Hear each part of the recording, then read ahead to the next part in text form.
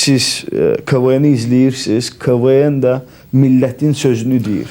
Kənardan əgər baxsaydım özümə, vaxt yox. Siz özünüz səhnəyə çıxmısınız da? Aktyor kimi? Hə, KVN-də. Yox. Çıxmamısınız, olmayıb. Heç çıxmaq istəməmisiniz? Azərbaycanın ən ağır illərində biz faktiki olaraq böyük bir məkanda, yəni 400 milyon əhalinin məkanında biz Azərbaycanı təmsil edirik. Mənə elə gəlir ki, hər bir insanı başa düşmək üçün, onu dərk eləmək üçün ona qulaq asmaq lazımdır. Mən həmişə çalışıram ki, bu balansı saxlayım.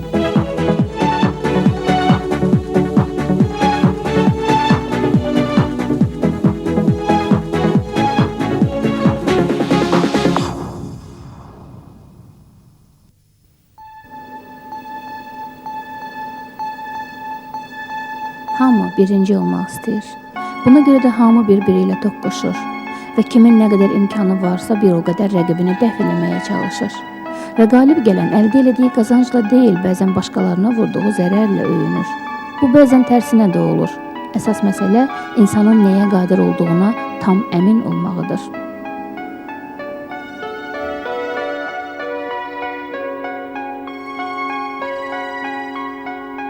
İnsanın intellekti və insanın ambisiyası uyğun gəlməlidir bir-birinə. Əgər insanın ambisiyası intellektdən yuxarıdırsa, bu insan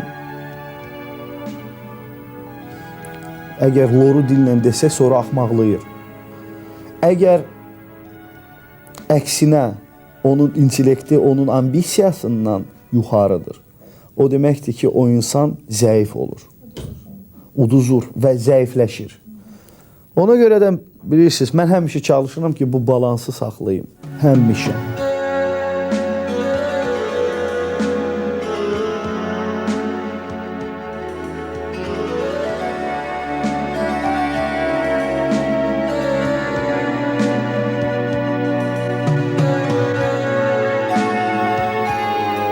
Machiavelli deyir ki, ağıl üç cür olur. Birinci, özü hər şeyi dərk edir. İkinci, birincinin dediklərini daha yaxşı qavrayır. Üçüncüsü isə nə özü bir şeyi dərk edir, nə də başqalarının dediklərini qavrayır. Və beləliklə, birincilər həmişə ağıllı, ikinci əhəmiyyətli, üçüncüsü isə nadan və yaramaz hesab olunur.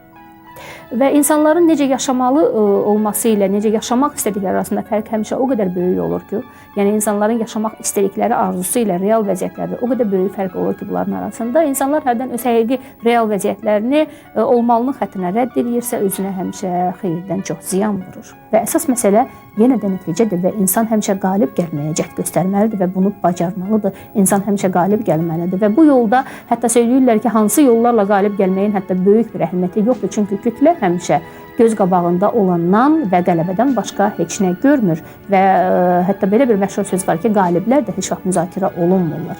Ancaq qalibiyyətin də müxtəlif yolları var və bizim bugünkü qəhrəmanımızın bəlkə də harda, necə, kimlə, hansı yarışmasından asılı olmayaraq onun da qalib gəldiyi üçün bacarıqlı və fərasətli adını daşımağını biz bir daha təsdiq edəcəyik. Və çoxları üçün bəlkə göydən düşmə görünən bu qəhrəman bəlkə də əslində KVN-şik kimi daha çox məşhur tanınır və bu insanın bu saat tutduğu mövqe onun bacarığı və ya mövqeyi arasında bəlkə də fərq çox böyükdür və yaxud da heç bir fərq yoxdur. Amma bu insan bugün öz bacarığını və fərasətini sübut etməyə cəhd göstərir və birinci əsas məsələ odur ki, o qalib simalıdır. Deməli, onun da müzakirəsinə bəlkə o qədər də ehtiyac yoxdur. Çoxlarının bəlkə də kənarda müzakirə elədiyi, amma bizim bu saat onun qalibiyyətini qətiyyən müzakirə eləmədiyimiz bir insanı təqdim edəcəyik sizə və bu insan çoxlarınızın tanıdığı Anar Məmmədxanovdur və bugünkü persona da Anar Məmmədxanovla tanış olacaqsınız siz.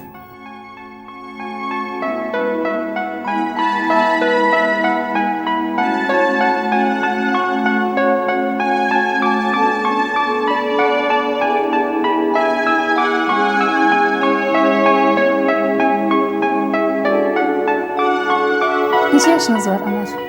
31. 31. Yəni bu yaşda yəqin ki, siz də belə güman edirsiniz ki, çoxlarının illərlə, bəlkə də bütün ömrü boyu çata bilmədiyi o məqama, o pilləyə siz bir göz qırpımında nail oldunuz. Çatdınız o pilləyə. O sizə elə gəlir ki, bu belə tez oldu. Yəni yaşınızın azlığını mən bu saat nəzərə alıram birinci əlbəttə ki. Amma bu yolda zəhmət təbii ki, şəksizdir, var. Yəni bu çox az bir yaş dövründə siz çoxlarının 10-15 ilə 50 yaşında, 40 yaşında, ən yaxşı halda 40 yaşında nail olma biləcəyi halda, əgər bəxti üzünə gülərsə əlbəttə, nail olacağı bir şeyə siz bu yaşda nail olmusunuz. Sizə təəccüblü görünürmü tutduğunuz mövqe? Əgər kənardan baxsaydım özümə, yəni yəqin ki, mənə təəccüb gələrdi ki, cavan oğlan neyini baxı bu insan birdən-birə hansısa bir zirvələrə çatıb. Neyli baxı bu insan, onu hamı tanıyır. Heç nə. Əgər kənardan baxsam, KVN, şən və hazır cavablıq, o qədər insanlar var, yaxşı anekdot danışır, yaxşı hazır cavablığını nümayiş etdirir kampaniyalarda. Amma eyni zamanda mənə elə gəlir ki, mən həmişə demişəm ki, mən öz yaxınlarıma həmişə minnətdaram ki, onlar məni oxumağa, kitabları mütaliə etməyə, vəziyyəti təhlil etməyə həmişə məni öyrədiblər. Və mən uşaqlıqdan, mən həmişə nə qədər özümü xatırlayıram, o qədər də mən anar və kitab xatırlayıram. Belə bir, ona baxmayaraq ki, xuliqanlıq da etmişəm, ona baxmayaraq ki, emosional bir insan olmuşam, indi də emosionalam, amma eyni zamanda mən həmişə yəni maariflənməyə və oxumağa, təhsil almağa bacarmışam. Bu mənə elə gəlir ki, əsas mənim hansısa bəlkə bilmirəm, bu uğuru şişirtmək də olar, bu uğuru azaltmaq da olar, amma bütün uğurların əsasında mənim həmişə birliyə can atmağım idi. Yəni nəticə belə çatmaq olar ki, sizin maarifçiliyiniz, yəni maarifçiliyə meylliyiniz məhz mütaliəyə, savada, yəni məhz elmə olan... Təbii ki, köklər də əsas məsələlərdən biridir. Təbii ki. Mən həmişə bununla fəxr edirəm ki, mənim babam ilk elmlər namizədi idi, riyaziyyat üzrə. İlk elmlər doktoru idi. Sonra akademik olub, məşhur bir insan idi. Atam professordur, anam dilçidir, elmlər namizədidir, dosentdir. Yəni köklər də çox əsas rol oynayır, təbii ki. Amma siz oradan fərqləndiniz, elmdən daha çox, siyasətdə daha çox parıldadınız. Bugün millət vəkilidir Anar Məmmədxanov. Bəli, bilirsiniz, mənim xoşbaxtlığım və eyni zamanda bədbaxtçılığım ondan ibarətdir ki, mənim ailəmdə, ümumiyyətlə nəslimdə heç vaxt rəhbər və yaxud siyasət işlərlə məşğul olan heç kim olmayıb. Heç kim. Rəhbər vəzifədə də heç kim olmayıb. Siyasətlə məşğul olan. Hamı elə elmlə məşğul olurdu. Hamı elə, bilirsiniz, onların işi ondan ibarət idi ki, müdafiə etsin, bilmirəm, elmlər namizədi olsun. Deniz xoşbəxtliyim və bədbəxtliyim. Xoşbəxtlik nədədir burada? Bədbəxtlik nədədir? Xoşbaxtlıq ondan ibarətdir ki, şəxsən mənim xoşbaxtlığım ondan ibarətdir ki, mən bu yolu özüm keçirəm və çəkirəm bu yolu özümə. Bədbaxtçılığım ondan ibarətdir ki, mənə evdə bu yolda heç kim məsləhət verə bilməz. Yəni mən bu yolu özüm gedirəm və çəkirəm bu yolu özüm. Müstəqil olaraq qərar qəbul edir. Müstəqil olaraq, bəli. Bu təbii ki, bilirsiniz, əsas məsələ ondan ibarətdir ki, məsləhət hansısa bir məsələlərdə məsləhət almaq çox zəruridir. Təbii. Amma məndə belə məsləhət, yəni siyasətdə məsləhət verən yox idi. Bəlkə də bu işin xeyri nədir? Ona görə mən demişəm ki, bir tərəfdən belədir, bir tərəfdən belədir. Yəni hələ dünən Şən və Hazır Cavablar klubundaydı Anar. Və Şən və Hazır Cavablar komandasının necə gedirdi? Kapitanı Anar Məmmədxanov bugünkü dayandığı mövqeni arzulayırdı mı, görürdü mü? Yəni perspektiv var idimi bugünkü millət vəkili olan Anar Məmmədxanovun mövqeyinə? Bilirsiniz, Və bugünkü Anar Məmmədxanovun mövqeyindən hansı perspektiv görünür? onu mən deyə bilmərəm. Mən həmişə bir şey deyə bilərəm ki, elə Şən və Hazır Cavab klubunun kapitanı olarkən mən ictimai xadim olmuşam. Yəni hamının gözünün qabağında. İndi bilirsiniz, əgər biz belə təhlil etsək, ictimaiyyət məni lap cavan olmağımdan tanıyır. Yəni hələ vizual olaraq məni çox gənc vaxtımdan tanıyır. Eyni zamanda mən cəmiyyətlə bir yerdə böyüyürəm. Gözləri qarşısında böyüyürsünüz, Bəli, təbii. hamının gözünün qabağında. Və o vaxtdan mən ictimai xadiməm. İctimai xadim nə deməkdir? O da obri formada millət vəkilidir. Obri formada. Yəni əgər siz KVN-i izləyirsiniz, KVN də millətin sözünü deyir. Bəli, ayrı prizmadan, yumor prizmasından, amma deyir, millətin sözünü deyir. Eyni zamanda bizə belə qismət oldu ki, 91-ci, 92-ci, 93-cü illərdə Azərbaycanın ən ağır illərində biz faktiki olaraq böyük bir məkanda, yəni 400 milyon əhalinin məkanında biz Azərbaycanı təmsil edirik. Tək hansısa bir rayonu yox, tək hansısa bir partiyanı yox. Hətta məmləkətdə də yox. Bütün məmləkəti. Və bizi bilirsiniz, o vaxtı belə idi ki, nə bizim müğənnilərimiz, nə bizim rəqqasələrimiz, nə bizim siyasətçilərimiz, nə bizim alimlərimiz, ümumiyyətlə heç kim bu məkanda çıxış edə bilmirdilər. Dışarı Bu çıxa imkandan bilmirdilər. məhrum idilər. Faktiki olaraq bu imkandan məhrum idilər. Tək KVN qalmışdır ortalıqda. Rəşid Beybutov rəhmətə gedib. Müslüm Mağamayev oxumurdu. Polad Bülbüloğlu oxumurdu.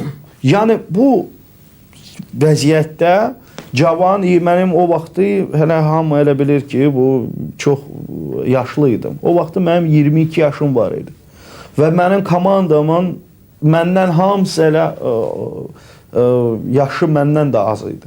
17, 18, 16, 15, 20 yaşı var idi onların. Və bu cavan insanlar gedib Azərbaycanı layiqincə təmsil edirdi. Bu da mənə elə gəlir ki, bu da hansısa bir formada millət vəkilliyi idi. Ona görə də mənə şəxsən özümə təəccüb gəlmirdi mən millət vəkili seçiləndə. Çünki mən hesab edirəm ki, mən ömrü boyu elə bu 22 yaşımdan millət vəkili olmuşam. Amma indi formal olaraq, yəni bunu Ruslar demişkən, yox. Amma indi formal olaraq bu yuridически закрепить deyirlər də, bunu qanunlaşdırdı eyni zamanda. Amma indi perspektivimi mən nədə görürəm? Mən həmişə olaraq çalışıram ki, orta bir mövqedə durum, obyektiv olum. Nə qədər mənə çalışıram. Yəni bilmirəm nə qədər buna nail ola bilirəm yoxsa yox, amma eyni zamanda mən çalışıram ki, bir orta, mərkəz bir mövqedə durum. Mənim perspektivim ondan ibarətdir ki, mən həmişə istəyirəm ki, bu həmən vəziyyətdə qalım. Yəni bu böyük perspektivdir. Mən bir şey demək istəyirəm ki, uğuru qazanmaq çətin deyil. Uğuru saxlamaq çətindir. Həyat amansız mübarizə meydanıdır. Burada ancaq qaliblərə yer var. Qaliblər ağıllı, hər şeyi ölçüb biçən, niyyətini gizli saxlayanlardır. Hamını axmaq hesab eləmək düzgün deyil. Kim ki niyyətini gizli saxlayıb hərəkət eləyirsə və o buna nail olursa və doğrudan da o ağıllı, tədbirli insandır. Bu danılmazdır və belə adamlar çox şeylərə nail olurlar. Nə vaxt özünüzlə fəxr eləmisiniz, nə vaxt demisiniz ki, hə, mən Anar Məmmədxanovam. Yəni, mən bu işi gördüm və özü də çox layiqincə gördüm.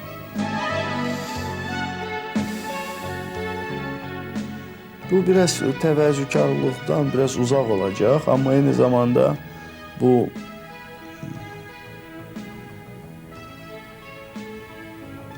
sonuncu oyunundan sonra Açıqlayın. mən tək inanırdım buna. Yəni hamı inanır, vallahi çox insanlar var idi. Mənim çox yaxınlarım komanda ilə, yəni mən deyəndə mən komandanı nəzərdə tuturam, komandanı deyəndə mən özümü nəzərdə tuturam. Mən yadınızdadırsa, mən aprel ayında bunu hamıya elan etmişəm. Və prezident də bu sözləri tutdu və mənə dedi ki, sən indi söz vermirsən. Mən anlayırdım ki, çox çətin olacaq. Çox çətin olacaq. Mən bunu anlayırdım. Bəlkə mənim kimi bunu anlayan yox idi. Mən yaxşı anlayırdım ki, mənə qarşı, bizim komandamıza qarşı kim durur?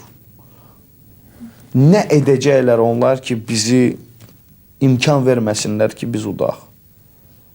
Və mən day belə bir, bilmirəm, xırda nöqtə olmayıb ki, mən bunu nəzərdə tutmayım oyunda. Bir dənə də balaca nöqtə də qalmayıb.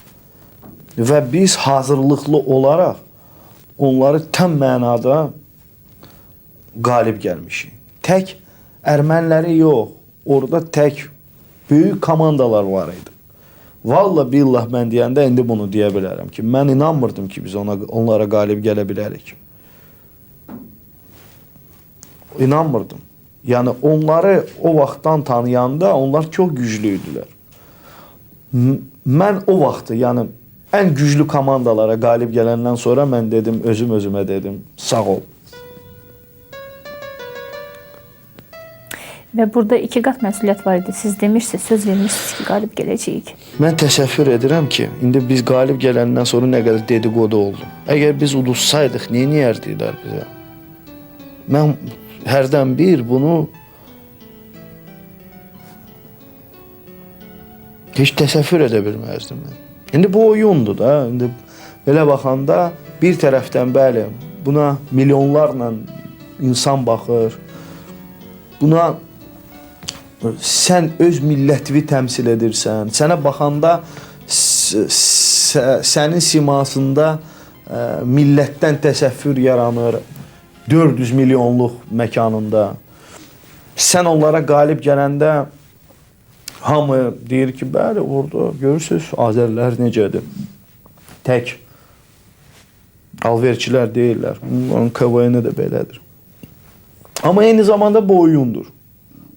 Oyun var, oyun. Müharibə deyil, ciddi siyasət deyil. Əslində isə ciddi siyasətdir. Amma eyni zamanda mən təsəvvür edirdim ki, Maarifçi mədəni siyasətdir. Təbii ki. Dünyada 3 şey milləti təbliğ edir. İdman, mədəniyyət, elm. Siyasət elə bunun üstündə qurmaq olar. Anar, siz dediniz ki, yəni bu faktı ermənilərə qalib gəldiniz və burada aydındır ki, siz daha böyük və çoxlu komandalara qalib gəldiniz. Bu əsrin, səhv eləmirəmsə, əsrin çempionu olduq. Amma burada bizim üçün ən vacib məqam məhz ermənilərə qalib gəlmədi və bu bizim böyük məğlubiyyətimizin fonunda nə qədər cılız görünsə də hər halda bu da bir faktlardan biridir, əsas faktorlardan biridir. Yəni bugün bizim ermənilərə qalib gələcəyimiz yer döyüşdür, səngərdir və torpaqlarımızdır alacağımız. Siz bir millət vəkili kimi ermənilərə qalib gəlməyin yollarını bilirsiniz, sözü çox primitiv səslənəcək. Necə görürsünüz daha doğrusu? Nə etməliyik ki biz torpaqlarımıza alaq qalib gələk? Nə etməliyik ki ermənilərə ümumiyyətlə qalib gələk? Bir verilişin də söhbəti deyil.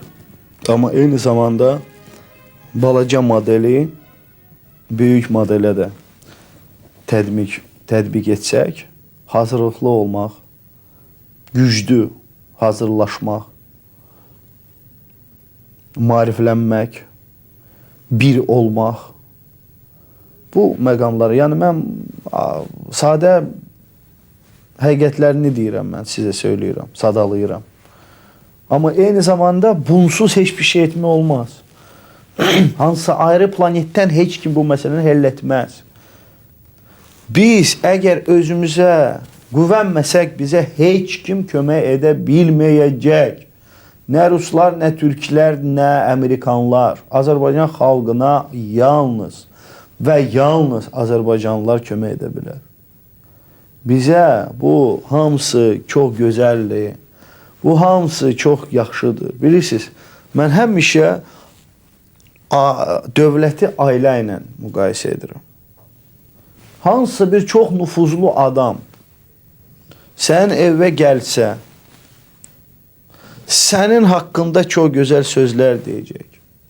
Sənin haqqında tostlar deyəcək. Sənə hədiyyə verəcək. Sənə nə bilim nə verəcək. Amma əgər sən evdə yola getmirsənsə, sən öz problemini həll edə bilmirsənsə, sənə heç kim kömək edə bilməyəcək. Hələ nüfuzlu da adam və dövlətli də adam, ağıllı da adam. Əsas məsələ budur. Biz isə istəmirik, yəni çoxları hələ bilirlər ki, Türkiyə bizə kömək edəcək, bunlar kömək edəcək. Etməyəcək heç kim. Etməyəcək. Biz faktiki olaraq əgər tarix rakursdan baxsaq, ermənilər uduzublar artıq tarix rakursundan. Bu bəlkə mələ bizim indi normal addımlar, yəni uğurlu addımlar. Mən hesab edirəm ki, misal üçün Heydər Əliyev ki, gedib George Bush atasının yanına o vaxtı. Bu böyük riskli. Amma eyni zamanda uzaq görən bir addım idi. O faktiki olaraq çox böyük riska getdi. Amma eyni zamanda Koçeran getdi Qorun yanına. Və bütün erməni diasporası getdi Qoru dəstəklədi. Siz bir təsəvvür edin, əgər Qor qalib gəlsəydi, faktiki olaraq 2 dənə super dövlət Azərbaycanın əleyhinə iş aparardır. Məhz ona görə Rusiya, buna görə Rusiya bizə münasibət dəyişdi. Bildi ki, Amerika bizə münasibət dəyişdi. Bizi burada bəxtimiz xilas elədi, Allahımız xilas elədi, yoxsa ağıl və intellekt seçi? Bizə ali intellekt bugün. O bizi xilas etdi. Heydər Əliyevin ali intellekti.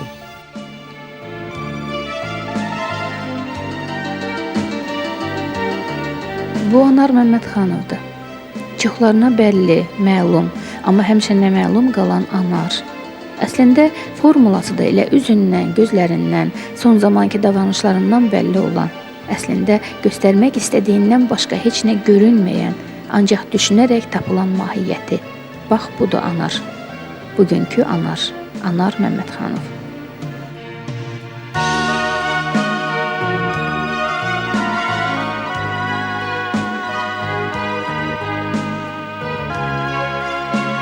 Ermənilər ömrü boyu, o nəyə görə bunlar belə vəziyyətdədirlər? Hansı parlament, dünyada belə bir şey olmayıb, heç bir yerdə. Özdə onlar, indi Avropa Şurasının üzvüdür, heç bir yerdə olmayıb. Bu əsrlər boyu belə şey olmayıb ki, parlamentə girsinlər və deputatları öldürsünlər, baş naziri öldürsünlər, Milli Məclisin sədrini də öldürsünlər. Belə bir şey, dünyada belə bir şey olmuyor. Ona görə bunlar isə, deyirəm sizə ki, bunlar terörist düşüncəsinə malikdirlər. Düşüncə tərzinə malikdirlər. Xüsusi olaraq bunların rəhbərliyi, mən demişəm bir dəfə, bunlar səhrə komandirlərdirlər. Bu səhrə komandirlərin düşüncəsi sivil normalara uyğun deyil. Ancaq buna baxmayaraq sivil bugünkü 20-ci əsrdə, 21-ci əsrdə həmin o sivil olmayan terrorist məmləkət, terrorist xalq bu saat çox böyük müvəffəqiyyətlər əldə edib. Hər şeyi qoyuram bir tərəfə, bizi kimi, yəni haqlı olan bir millətin bu boyda torpaqlarını qəsd edib, işğal edib və bizim səsimiz onlardan uca səslənmir. Bu bilirsiniz, məndə belə bir formula var. Müvəqqəti məğlubiyyət müvəqqəti qələbədən yaxşıdır. Biz müvəqqəti məğlubiyyətdəyik. Müvəqqəti. Onlarda isə müvəqqəti qələbədir. Onsuz da əgər 3 milyon xalqından, erməni xalqın 3 milyon əhalisi yaşayırdı. Bugün 800 min nəfər yaşayır. Bu onların bəlasıdır, yox bədbaxtçılığıdır. Bugün biz deyə bilərik ki, vaxt gələcək Ermənistan Respublikasının dövlətçiyi şübhə altına qoymaq olar. Niyə görə bunlar heç bir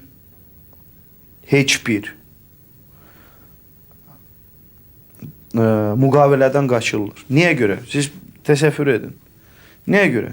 Çünki birincisi insan resursları yoxdur. Əgər Azərbaycan biznesmenləri bugün gedib Ermənistanda investisiya qoyarlarsa, müqavilədən sonra faktiki olaraq ermənilərin iqtisadiyyatı bizim əlimizdə ola bilər. Faktiki olaraq Azərbaycanlılar Ermənistanı öz əlində saxlaya bilər. Mən Qarabağdan danışmıram. Əgər bugün mən niyə görə o vaxtı deyirdim, 2 il bundan öncə Gəncəyə paytaxtı keçirməyə lazımdır. Çünki Azərbaycan onsuz da 5, 6, 10 ildən sonra regional mərkəz olacaq. Bugün biz Dağıstana da təsir edə bilirik, Çeçinistana da təsir edə bilirik, Gürcüstana da təsir edə bilirik. 20 milyon Azərbaycanlılar İranda yaşayır. Onsuz da biz onlar üçün bütün Azərbaycanlıların Məkkəsinə çevirəcəyik, Bakı və yaxud Azərbaycan. Biz onlara da təsir gücünə malik olacağıq. Və ümumiyyətlə Türk dünyasına təsir biz Türk dünyasının ürəyi bizik. Bizsiz Türk dünyası yaşaya bilməz. Çünki biz türklərlə də çox yaxınıq. Çünki bizim dilimiz, hər şeyimiz yaxındır. Eyni zamanda biz bir məkanda Orta Asiya respublikalarından bir yerdə yaşamışıq. Ona görə onlardan biz yaxınıq. Nə qədər biz təsir gücünə malikik. Amerika necə bütün dünyaya meydan oxuyur? Çünki onlar iqtisadi tərəfdən güclü bir dövlətdir və bütün dünyaya təsir gücünə malikdir. O cümlədən də Rusiyaya. Biz nə qədər çox dövlətlərə, nə qədər çox xalqlara təsir gücünə malik olsa, o qədər də bizim dövlətimiz güclü olacaq. Eləcə də bunu ermənilər yaxşı anlayır. Ki, hər bir, onların, bilirsiniz, onlar mən demək istəyirəm ki, o dalan bir var. Ermənilərdə bura getsələr, bunlar dövləti itirəcəklər, bura getsələr, Azərbaycanın təsirinə qalacaqlar. Eyni zamanda mən hesab edirəm ki, bizim güclü ordumuz olmalıdır. Çox güclü ordumuz olmalıdır. Əgər güclü ordu nə deməkdir? Ümumiyyətlə, güclü ordu bir amorf bir anlayışı deyil. Yəni, ordu bu insanlardan ibarətdir. Əgər xalqımızın elitası gedib orduya öz uşaqlarını verməyəcəksə, bütün həmişə ömrü boyu zadəganlar zabit ola-ola, general ola-ola, çavuş ola-ola gedib onların uşaqları və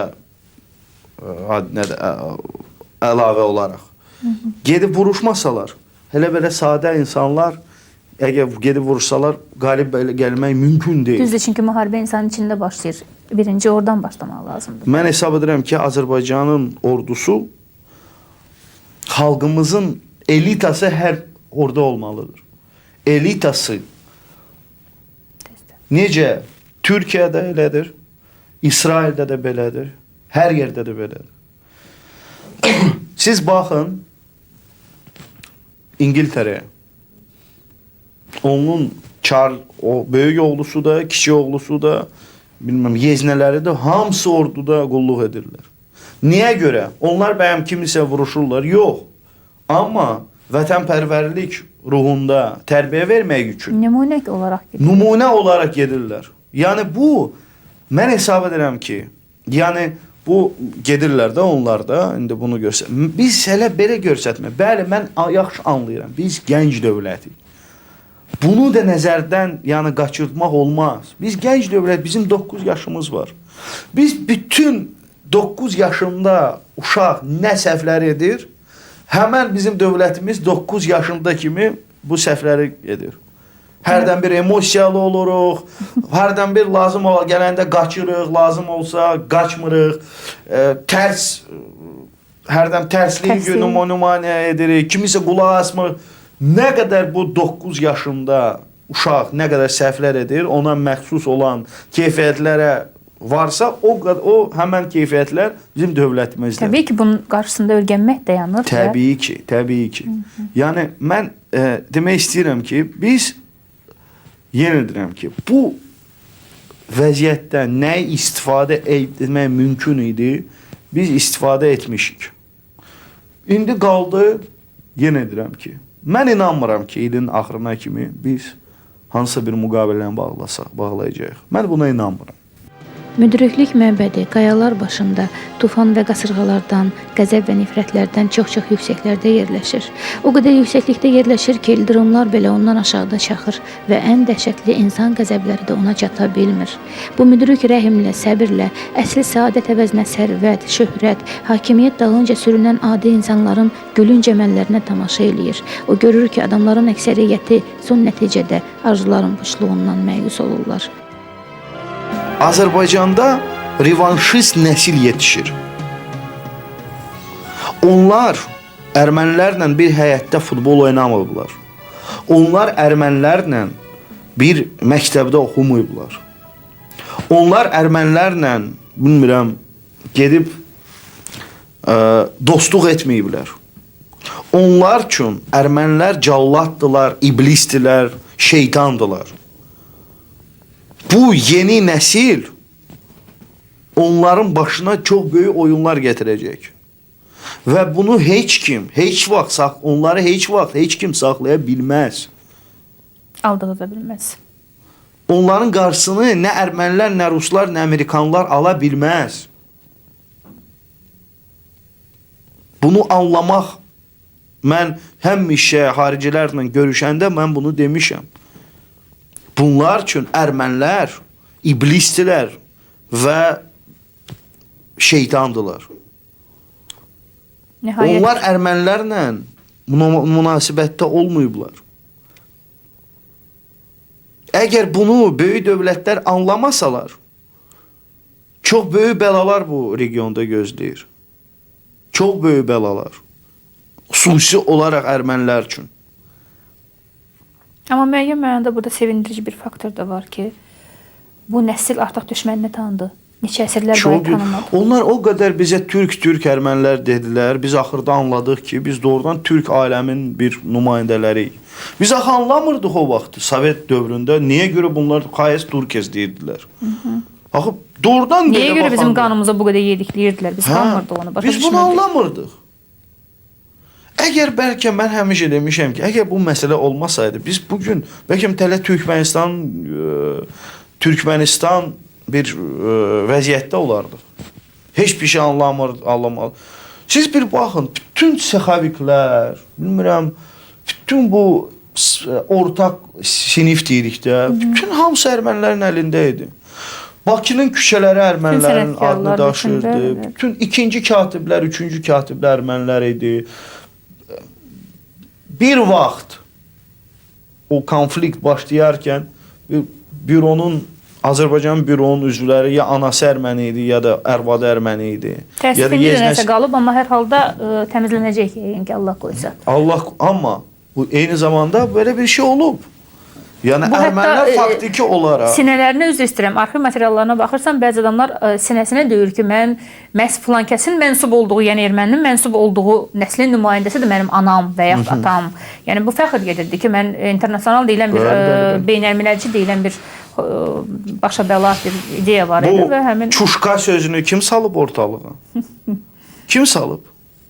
Ermənilər salıb ki, Azərbaycanın elitası öz xalqı ilə ayrılsınlar. Ucqarlarla paytaxtlar arasında.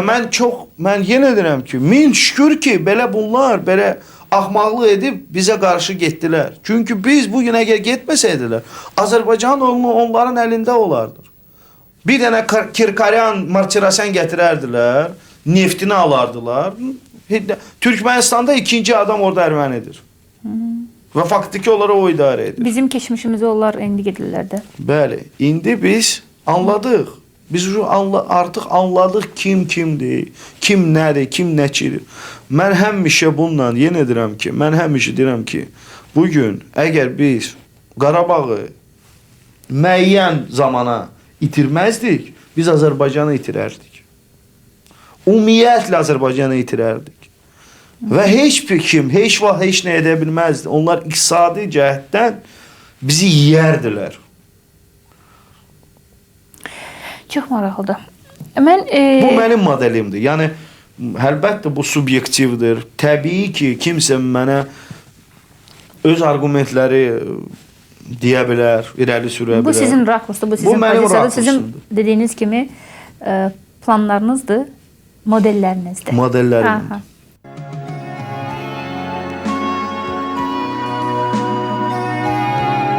Qəhrəman deyirlər o adamdır ki, öz nümunəsi ilə xalqı ya yaxşı, ya pis, ya nəcib, ya da mənasız bir işin ardınca apara bilsin, buna gücü çatsın.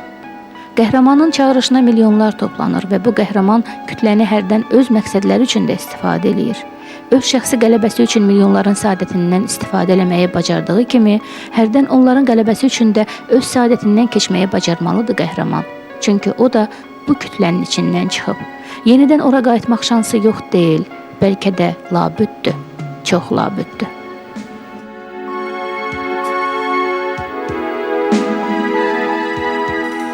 Bəziləri bilirsiniz, məni ən təəccüb edən şayə ki, mən özümü biraz belə yekə-yekə aparıram. Bu mənim üçün bu ən doğrudan maraqlı bir, yəni bu şayə, bu şayələrin içərisində, yəni ən maraqlı odur ki, mən hesab edirəm ki, mən misal üçün yekə-yekə heç vaxt özümü aparmamışam. Yəni özümü belə tuturlar, belə boğur, baxır, boğur, dartır falan. Hətta özünün olduğundan qat-qat artıq göstərmək, belə deyək, ya? Bəli. Mən heç vaxt ümumiyyətlə hesab edirəm ki, mən ümumiyyətlə özümü əksinə, həmişə əksinə, nə qədər sadəyəm, ondan da sadə aparmağa yəni məcbur oluram hərdən bir. Çünki doğrudan belə stereotip var, əgər bu insan məşhurdur, bu insanı tanıyırlar, bu insan kimlənsə dostluq eləyir, kimlənsə belə eləyir, milli məclisdə oturur, deməli o özünü boğmalıdır və dartmalıdır. Mən misal üçün bu stereotip var, bilirsiniz, bəlkə bu məşhur tanınmış olmaq mənə çox tez qismət oldu da. Yəni gənc vaxtımdan, 21 yaşımdan məni hamı tanıyırdı. Bəlkə ilk bu 1-2 il, 3 il bəlkə özümü boğurdum. Amma ondan sonra bilirsiniz, hər bir insan yorulur. Bilirsiniz, əvvəlcə mən həmişə demişəm də ki, əvvəlcədən ki, səni tanıyırlar, gəlib söhbət eləyirlər səndən, səni çox ruhlandırır.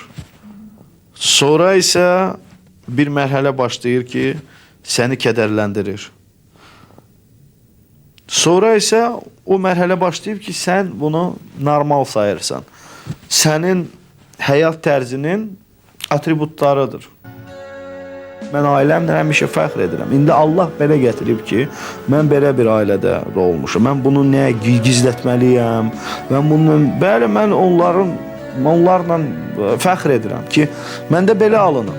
Anar, onları sizə görə tanıyırlar, yoxsa sizi onlara görə tanıyırlar? Və bu sizə necə təsir edir? Yəqin ki, atanızı, babanızı sizə görə yox, onları sizə Mənim atam elmlər doktorudur, professordur. O yadımdadır da, bizi Evimizdə çox məclislər olurdu. Belə həmişə də bizdə çox ənənəvi, çox bütün ailə otururdu həmişə. Babam stolun başında, atam onu belə traditional da deyirlər buna.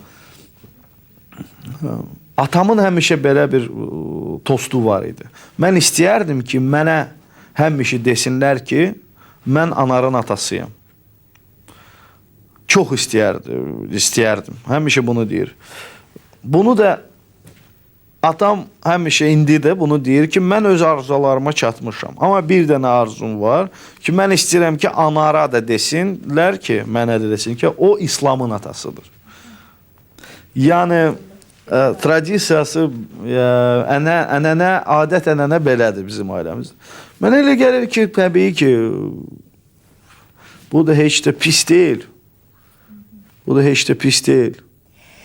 Ən uğurlu gününüz soruşmaq istədim, amma bildim ki, yenə həmin Moskvada olan həmin o qalib Yox, mən hesab edirəm ki, əgər uğurlu günümdən danışırsınızsa, təbii ki, bu Moskvadır. Əgər ən xoşbaxt günümdən soruşsaydınızsa, mən deyərəm ki, bu gələcəkdədir. Mən əgər Şuşada olsam, bu mənim ən xoşbaxt günüm olacaq. Biz Azərbaycan bayrağını, bilmirəm kim orada Azərbaycan bayrağını qoysa, mən xahiş edərdim ki, mən onun yanında olum. Heç o mənə qismət olmasın bu Azərbaycan bayrağını Şuşaya qoyub. Amma mən istəyərdim ki, mənə bunun qismət olsun. Amma mən istəyirəm ki, mənim ən xoşbaxt günüm o gün olacaq. Haçən mən Şuşaya, Azərbaycan torpağına gedəcəm. Qaçqınlarla mı bir yerdə, ordu ilə bir yerdə, mən istəyərdim, ancaq mənim xoşbaxt günüm o olacaq. Şahidi olduğunuz ən təsirli hadisə ki, sizi təbdən çıxartsın. Xocalı. Ən təsirli olan hadisə Xocalı. Mən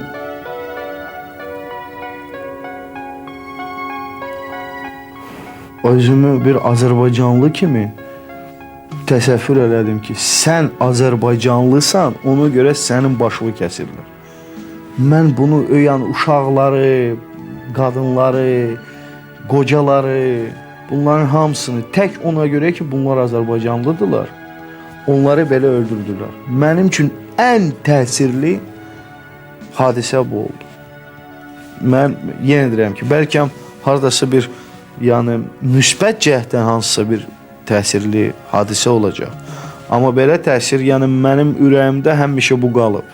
Baxmayaraq ki, mən zarafatı sevənəm, mən ümumiyyətlə də indi KVM-lə əgər məşğul oluramsa, xoşlayıram zarafat edim. Amma eyni zamanda mən heç vaxt bu kadrlar, Allah Çingizə rəhmət eləsin, bu kadrlar heç vaxt mən hesab edirəm ki, bunu həmişə bizə göstərmək lazımdır. Baxın buna. Baxın, tarixin qanla yazılmış səhifəsinə baxın və nəhayət ki, qanun. Kim bugün gedir, kiməsə qoşulmaq istəyir, kimdənsə çağırır ki, Azərbaycan yenə kiminsə quyruğunun altında olsun, onlara bunu göstərmək lazımdır. Baxın, bizim başımıza nələr ediblər.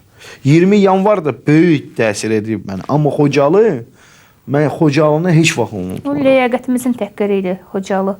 Daha çox ləyaqətimizi təhqir edir. Yəni, əgər burada dəhşət idi, belə filan idi, filan. Amma burada sən Azərbaycanlısan və səni dəhşətcəsinə, holokostcəsinə, səni qəddarcasına belə öldürürdülər.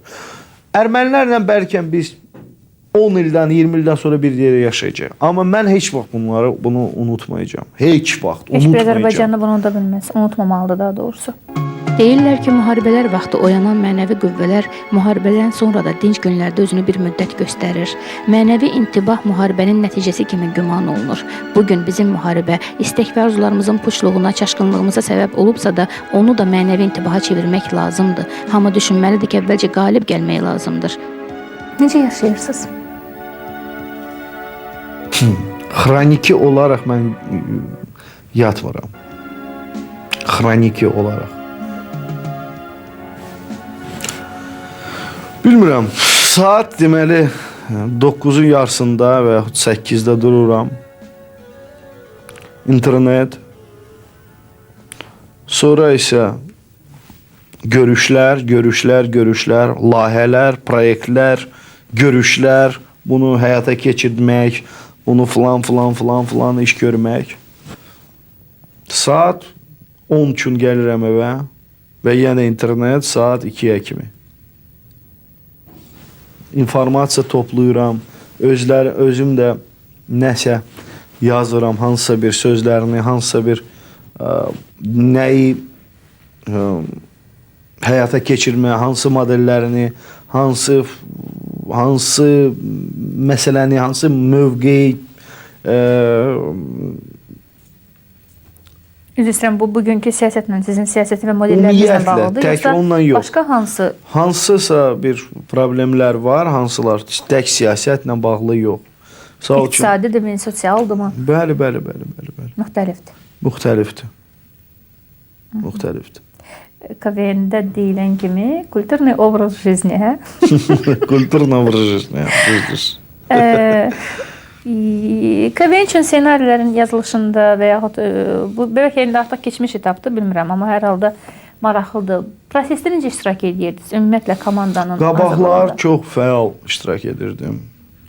Bakının mən həmişə demişəm də, mən son zamanlar mən özümü İngiltərənin kraliçasına müqayisə edirəm də. Orada deyir царствует, но не правит. Bəli, gəlirlər, deyirlər ki, bu necədir? Mən deyirəm ki, bunu dəyişdirmək lazımdır və onu budur.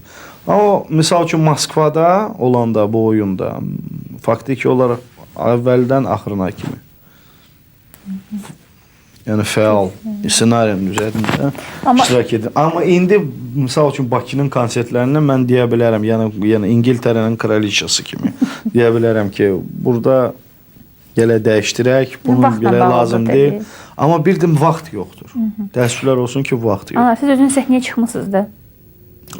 Aktyor kimi? Hə, KVN-də. Yox. Çıxmamısınız, olmayıb. Heç çıxmaq istəməmisiniz? Həmişə komandanın kapitanı olursunuz, yəni yoxsa siz hansısa komandadan ola bilmirsiniz? Siz özünüzün komandanız olur həmişə, amma özünüz hansısa komandadan olmursunuz. Yox, mən aktyor kimi heç vaxt fəaliyyət göstərməmişəm, amma o ki qaldı sizin sualınıza. Mən öz yerimi və ambisiyam, mənim ağlım və ambisiyam uyğun gəlir bir-birinə. Mən başa düşürəm ki, mən aktyor kimi uşaqlara çox uduzuram. Ona görə də heç vaxt mən, yəni aktyor kimi mən fəaliyyət göstərə bilmərəm. Ona baxmayaraq ki, bəlkə mən özüm istəyirəm səhnəyə çıxmaq. Gəlin sualın indi bir balaca yerini dəyəcək bu cür. Anar kiminsə komandasında ola bilirmi, yoxsa daha çox istəyir ki, onun komandasında olsun? Mən komandный игрок. Mən komandada oynaya bilirəm və komandanın kapitanı da ola bilirəm və komandada oynaya bilirəm. Müdriklər deyir, bacardıqca nifrətsiz yaşa. Ancaq hər kəsin əməlini yadında saxla ki, onun kimliyini biləsən. Hər hansı tanışının, dostunun pis əməlini unutmaq, çox çətinliklə əldə elədiyin bir nailiyyəti havaya sovurmaq kimi bir şeydir. Bu bəlkə də kinli olmaq deməkdir, amma həyatın davamı üçün bu çox gərəkli bir məsləhətdir. Pislik eləmək, pislik qazanmağa bərabər olur çox zaman. Ona görə insan çalışmalıdır ki, həmişə yaxşılıq eləsin, əvəzində də yaxşılıq qazansın.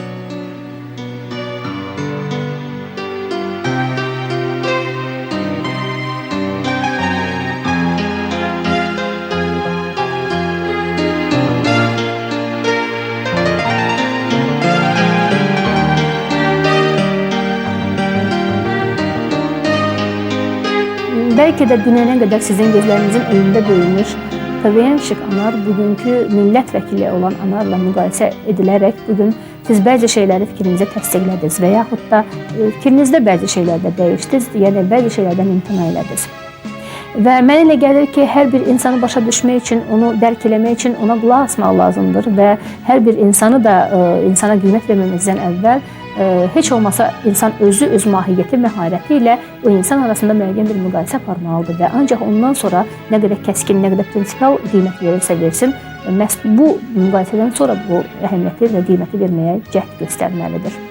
Və unutmayın ki, bu nəsil artıq Azərbaycanı 3-cü minillikdə təmsil edən nəsildir və artıq seçilmiş nəsildir.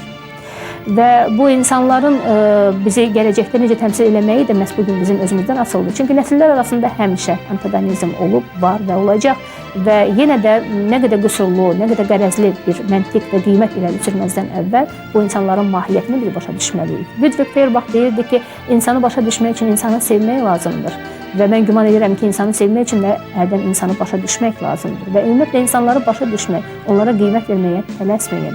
Və bu insanların tutduğu mövqe, dayandığı nöqtə sizi nə qədər əsəbləşdirsə də və yaxud da sizi nə qədər sevindirsə də bu insanlara əsli qiymətini verməyə tələsməyin. Bugün cəmiyyət çox qəribədir ki, hər hansı bir qərəzli fikri irəli sürür və bu fikri israr edir və bundan imtina da eləmir. Nə qədər qərəzli görünsə də, nə qədər müqayisə qüsurlu olsa da bu saat belədir və bu demokratiya altında bu saat hər bir insan haqqında istədiyi fikri sözü deyə bilir və bunun cavabında əvəzində heç nə də almır. Amma yenə də hər bir insanı müqayisə etməzdən əvvəl, hər bir insana qiymət verməzdən əvvəl, mühakimə yürütməzdən əvvəl o insanla özünüz, öz məharətiniz və mahiyyətiniz arasında müqayisə aparmağa cəhd göstərin və ancaq bundan sonra qiymət verməyə cəhd göstərin və bu müqayisəyə çağırıram sizi.